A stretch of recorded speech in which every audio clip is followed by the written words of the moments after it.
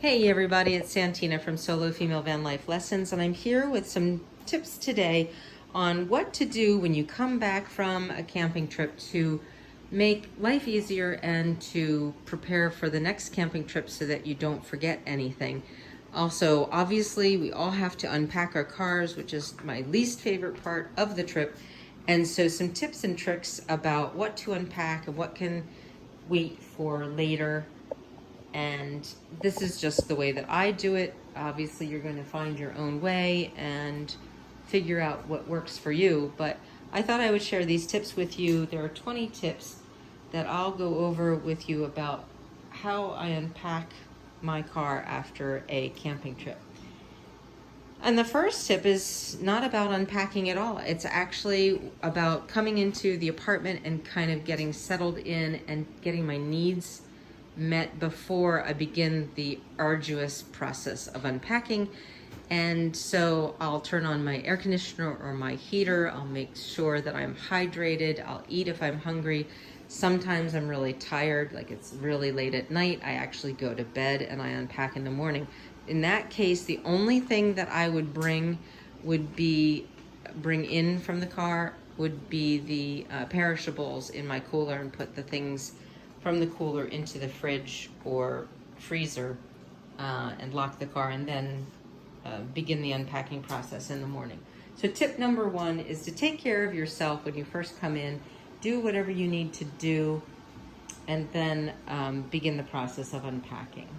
So the first thing that I do unpack, like I said, is the cooler. So the tip number two is take care of the cooler first. You'll want to unpack the food, throw away any food that's no longer cold, which could be all of the food that you have in there, depending upon how you're maintaining the coldness in your cooler.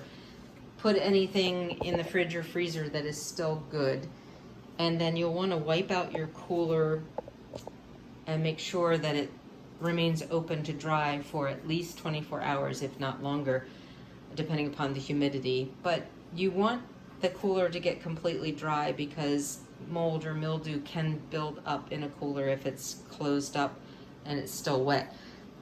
So I actually kind of get around wiping out my cooler by using a plastic liner, a plastic trash bag.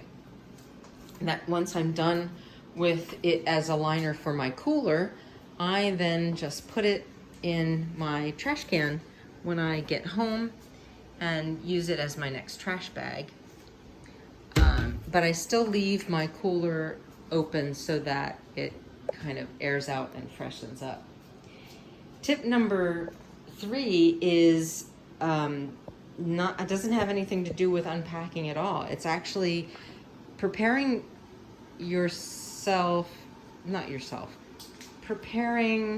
putting sheets on your bed, putting fresh sheets on your bed for when you're ready to crash, especially if it's late at night and you're unpacking your car. If you do that first, then you have something to look forward to, and it's not so much a chore of once you're done unpacking everything from the car, then you have to make your bed too. If you take care of the sheets first, then you get it over and done with, you unpack your car and you crawl into bed. Tip number four is to make sure that you put any wet clothes immediately into your washer before you even walk in the apartment.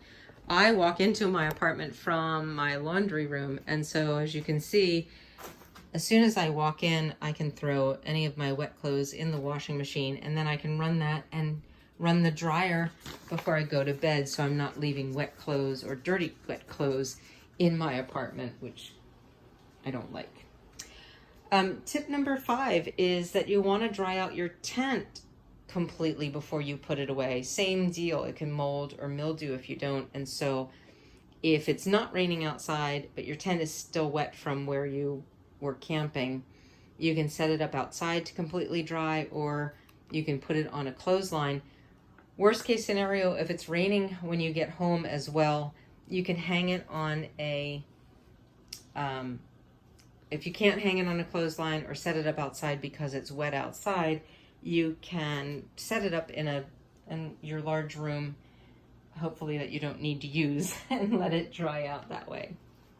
Tip number 6 is that you may want to replace batteries or recharge USB devices even before your next camping trip. If you do it now, you'll remember what devices had been used and worn down, as opposed to trying to remember a month from now. And if you charge them now, they still might not be fully charged when you go to use them next time, but at least they'll have, most devices I think will retain some charge, and you won't be have a device that's completely dead. Like I took my headlamps this time and I used both of my headlamps. If you wait to recharge your devices, you might forget, or you'll remember the day that you're leaving and you won't have time to charge them, and then you don't have them at all. So it's just a little cautionary cautionary protection to charge them when you get home rather than wait until your next trip. And then you want to remove any medication that you had taken with you on the trip and put it in your normal place where you normally get your medication, so that you don't forget to take it and you're not leaving it in your suitcase and it's expiring and you don't use expensive medication. That's tip number 7. Tip number 8 is to file away any brochures or pamphlets or maps that you received while you were out and about, of things that you might want to do in the future or want to go back and see again. I keep a file of all the things that might make a good trip or good destinations in this 3-ring binder, and you can see it's quite full, but I always add more. So tip number 8 is to file away your pamphlets, maps, and brochures. And then tip number 9 is to restock your luggage with the things that you use on a regular basis. For instance, I use this list of everything that I need to bring. I keep it in a plastic bag and I keep it in my luggage. So there are a couple of things that I probably keep in my luggage, like I keep my DOP kit with all of my cosmetics in it. And so I will restock any shampoo, conditioner, toothpaste, deodorant, things like that I've used up on the trip or that are getting low. And then I just put that in my luggage with my list and store that in my closet.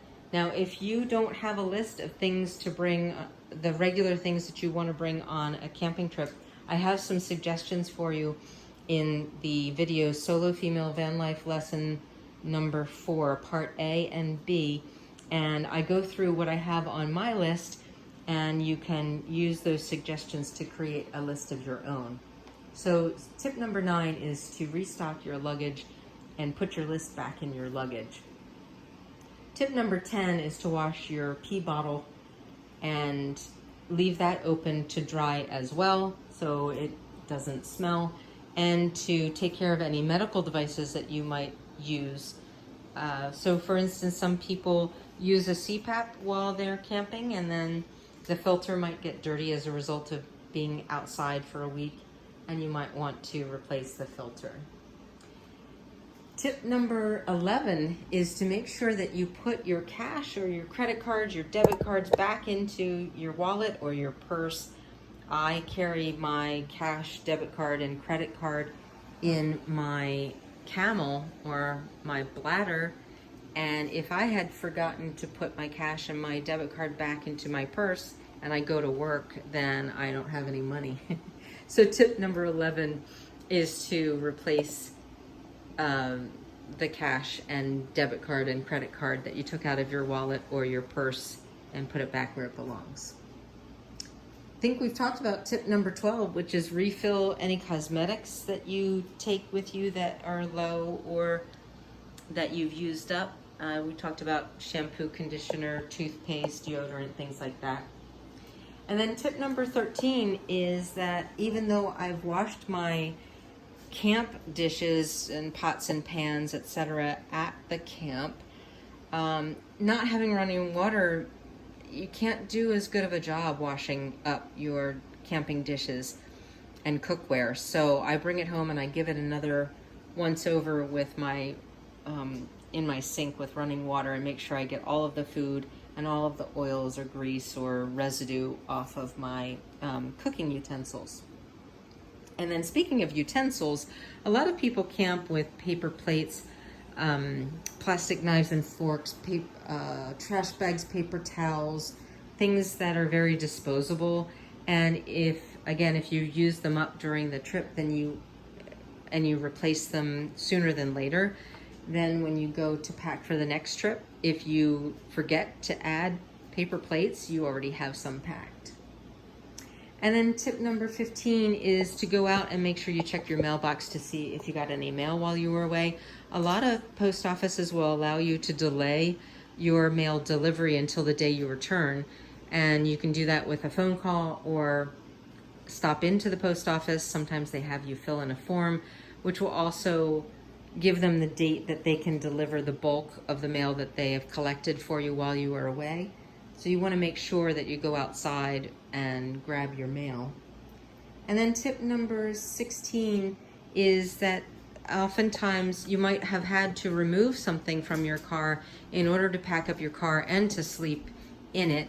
And so, for instance, I have a couple of things that I remove from my car on a regular basis when I car camp. I have something that covers the hatchback. It's a cover for my hatchback, and I have to remove that every time I car camp.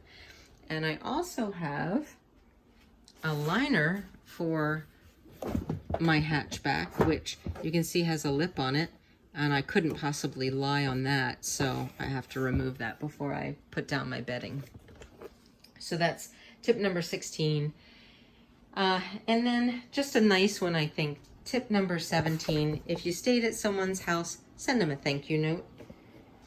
I prefer a card that I pick up when I'm doing souvenir shopping, and sometimes I'll put a little gift in it, like some stickers. And if I go with a group of people, I'll have everyone sign it and say something nice in the card, and then give it to the person while I'm still there. And you never know, that might mean that you're invited back. So tip number 18 is to make sure that if you've borrowed any books while you were on vacation or out on an adventure, that you return them to the library. Tip number 18 is that this is a nice one, actually. If you've purchased anything as a reminder of your trip, a souvenir, you get the opportunity to put that souvenir in a special place. So for instance, I collect patches of places that I've been, and so we went to the Finger Lakes this past weekend for a long weekend, and I got some patches that I can put on my camel from Finger Lakes, New York, and also a medallion for my hiking stick. And then the last tip is to make sure, if you live in an area where you have to lock your car, that you lock your car after you unpack everything. And then you should be done, and you should be in good shape after having camped and come home and sorted through everything and put everything away. And it means that you're in better shape for your next camping trip, and it should be easier to pack for it, and hopefully you won't forget anything. And so I highly recommend that you follow some of these steps, whatever works for you, but that when you are unpacking from your camping trip that you just went on, that you do a bit more and you do some preparation to be ready for your next camping trip, and you potentially won't forget something because you packed it so much earlier. You packed it at the end of your previous camping trip. So I hope these tips help you. Again, if you're interested in knowing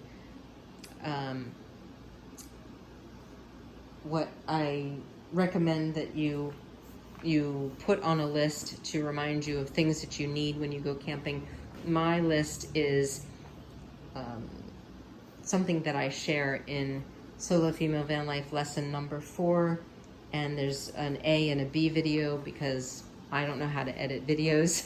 So, but I go through everything that's on this list that I keep in my luggage, all of the things that I need to bring to a camping trip, whether it's boondocking or at a campground or at someone's house, as well as I have a list for if I go to the beach. I have some specific things for the beach.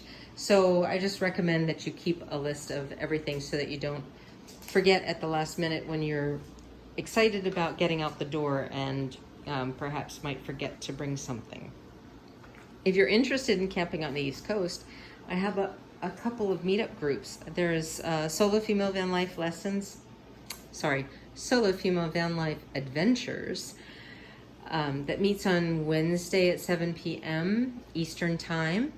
And I also have a group called East Coast Camping, which is a co-ed group that meets Mondays at 7 p.m. Check us out on Meetup and join us on the Zoom calls for a couple of weeks, and then you are welcome to come camping with us in person. We do several events almost every month of the year. We camp into early winter, and we get started as early as possible in the spring. So check us out on Meetup, Solo Female Van Life Adventures and East Coast Camping, if you'd like to join us in person for some camping events on the East Coast. So these were my tips and tricks for how to unpack from a camping trip that sets you up for success for your next camping trip. I hope you enjoyed this video. I hope I gave you some tips that you can utilize, and leave me a comment below if I've forgotten anything that you do when you unpack from your camping trip, or that you do to prepare yourself for the next camping trip so that you don't forget anything. I'd be happy to hear your comments, and thank you for watching. So have a great evening. Happy camping, everybody, and I'll talk to you soon.